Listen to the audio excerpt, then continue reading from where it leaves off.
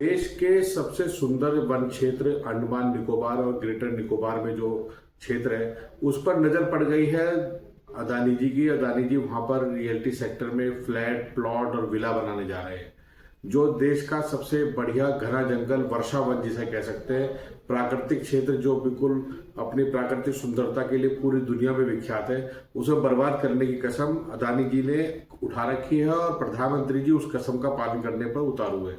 अंडमान निकोबार में जिस तरह के प्रोजेक्ट को लाया जा रहा है और ये झूठ बोलकर कि ये सेना के हित के लिए और देश के हित के लिए, इस पर हमें सख्त आपत्ति है। भारतीय जनता पार्टी ने देश को लगातार झूठ बोलने का काम किया है, उसी क्रम में ये एक और झूठ है।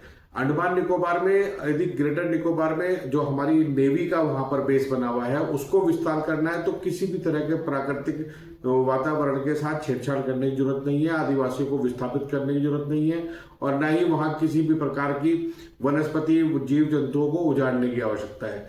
केवल उजाड़ने की नीयत के साथ उजाड़ू बल बनकर जिस तरीके से पूरे देश के उद्योगपतियों का पैसा वहां लगाने की तैयारी चल रही है और बाद में वो पैसा अंतिम रूप से केवल अदानी जी के लिए जाएगा, तो ये देश में संगठित लूट का एक और बड़ा उदाहरण है, जहां एक और शेयर बाजार घोटाले से लेकर चारों तरफ के घोटाले नजर आ रहे हैं।